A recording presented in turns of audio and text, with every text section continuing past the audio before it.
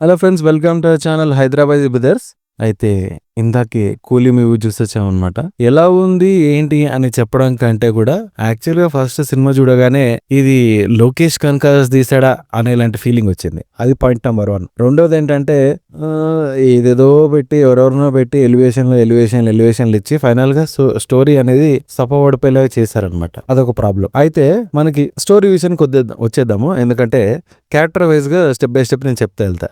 First story వచ్చేసి ఏంటి అనేది నేను చెప్తాను కదా, చెప్పను. ఎందుకంటే అది యాక్చువల్గా మీ థియేటర్లో చూడండి. మళ్ళీ ఒక చిన్న దాని వల్ల మొత్తం మిస్ అయిపోతుంది. అదంతా కూడా మెయిన్ ప్లాట్ అందులో ఉంటుంది అనమాట. కానీ యాక్చువల్గా ఇక్కడ స్టోరీ కంటే ముందు మనం క్యారెక్టర్స్ చూసుకోవాలి. అంతమందిని పెట్టి చేసేసరికి ఏమైపోయిందంటే అందరిని తీసుకొచ్చి ఒకే ప్లాట్ కనెక్ట్ చేయడం అని ఒక ఉద్దేశంతో చేసేసరికి ఇప్పుడు రజనీకాంత్ యాజ్ యూజువల్ గా హీరో కాబట్టి ఓకే, ఆయన ఎక్కువసేపు ఉంటాడు. ఓకే, శృతి హాసన్ హీరోయిన్ కాబట్టి అంటే వన్ ఆఫ్ ద క్యారెక్టర్ కాబట్టి ఆమె కూడా ఉంది. ఓకే, అండ్ యాజ్ యూజువల్ గా వేరే క్యారెక్టర్స్ అందరిని కూడా అట్లా ఇన్సర్ట్ చేయాలని చూస్తారు. ఫర్ ఎగ్జాంపుల్ ఉపేంద్ర గారిని కానివ్వండి. ఇంకా అమెరికన్ క్యారెక్టర్ అయితే యాక్చువల్ గా వేస్ట్. అది ఉన్నా లేకపోయినా ఒకటే అనిపించింది నాకైతే. ఏదో రుద్దాలని మన మీద రుద్దారు. ఉపేంద్ర గారిని అంతే, యాక్చువల్ గా అవసరం లేని క్యారెక్టర్ తీసుకొచ్చి పెట్టినట్టు. జస్ట్ ఏంటంటే అదర్ లాంగ్వేజ్ పీపుల్ అట్రాక్ట్ చేయడానికి పెట్టాల్సినట్టు పెట్టినట్టు. అండ్ అసలు మొత్తం సినిమాకి న్యాయం చేసింది మాత్రం ఇద్దరే. ఒకరు శోభిన్, అలానే ఇంకోరు నాగార్జున. వీళ్ళు యాక్చువల్ గా న్యాయం చేశారు. ఎందుకంటే రజనీకాంత్ గారు యాజ్ యూజువల్ తన రెగ్యులర్ పర్ఫార్మెన్స్ చేసుకుంటూ వెళ్ళిపోయారు. కానీ సినిమాకి హైలైట్ మాత్రం ఒకరు నాగార్జున అండ్ ఇంకోరు శోభిన్. వీళ్ళిద్దరే మొత్తం స్క్రీన్ ప్లేని ఇట్లా ముందున్న క్యారెక్టర్స్ ని తినేస్తారు. వాళ్ళ ప్రెజెన్సే చాలు. ఆ లెవెల్లో యాక్చువల్ గా వాళ్ళ క్యారెక్టర్ అనేది ఫిలిం లో బాగా చూపించారనమాట. అండ్ అది కాకుండా ఇంకొక సర్ప్రైజ్ క్యారెక్టర్ కూడా ఉంటుంది. యాక్చువల్ నేను రివీల్ చేయదలుచుకోలేదు.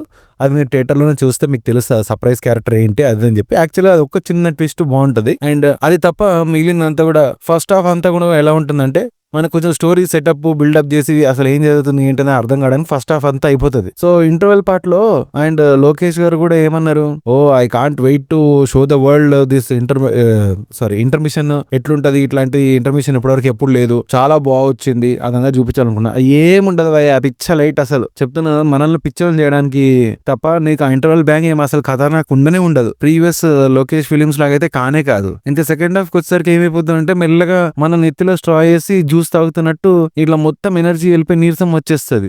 నేను ఇంత సినిమా అంటారు కదా, ఏం సినిమా పోయా నీరసం వచ్చేసిందని అట్లా అయిపోతుంది. ఇంకొక దగ్గర ఫైట్ ఎట్లుంటది అంటే క్లైమాక్స్ వచ్చేసరికి అబ్బా ఇదేందిరా బాబు అని అనిపిస్తుంది. అంటే ఆ లెవెల్లో లాగి పెట్టారు. ఇంకా ఫైనల్ గా ఆ ఫ్లాష్ బ్యాక్ షార్ట్స్ ఏవైతే ఉంటాయో అవన్నీ తీసుకుపోయి ఎక్కడో మూలకు పడేసారు. అప్పటికి ఇంకేందంటే స్టోరీ మొత్తం సపోర్డిపోతుంది అనమాట.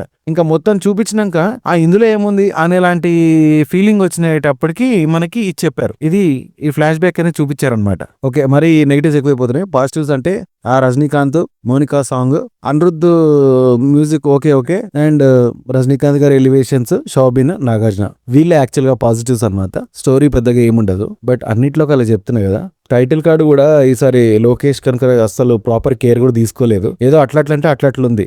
ఎంతైనా జైలర్ టైటిల్ కార్డు ఇచ్చినంత కిక్ మనకి కూలీ టైటిల్ కార్డు ఇవ్వదు. జస్ట్ ఏంటంటే స్టార్టింగ్ లో యాజ్ యూజువల్ గా విఎఫ్ఎక్స్ బొమ్మలతోని ప్రీవియస్ క్యారెక్టర్స్ అన్ని తీసి ఒక చిన్న స్లైడ్ లాగా ఇస్తారు. అదొకటే మజా. ఎంతైనా రజనీ పేరు చూస్తేనే మనకు ఆ మజా వస్తుంది. బట్ ఎంతైనా జైలర్ టైటిల్ కార్డు అండ్ ఆ మ్యూజిక్ ఇచ్చినంత కిక్ కూలీకి ఇవ్వలేదన్నమాట. సో ఓవరాల్ గా చెప్పాలంటే సినిమా ఇంకా హార్డ్ కోర్ రజనీకాంత్ ఫ్యాన్స్ అయితే చూడొచ్చు. కొంచెం వెరైటీ కోరుకునే వాళ్ళు అయితే వాళ్ళకైతే నచ్చకపోవచ్చు. బాగా రెగ్యులర్ గా సినిమాలు చూసే వాళ్ళకి ప్లాట్ వెరీ కామన్ ప్లాట్ అనిపిస్తుంది. అండ్ చాలా క్యారెక్టర్స్ ని అట్లా తీసుకొచ్చి ఆ ప్లాట్ లైన్ లో పెట్టేసరికి స్టోరీ యాక్చువల్ సపోర్ట్ అయిపోతుంది అనమాట. అది మా రివ్యూ. అండ్ అట్లనే అనదర్ రివ్యూ కూడా వస్తే కసుకోండి.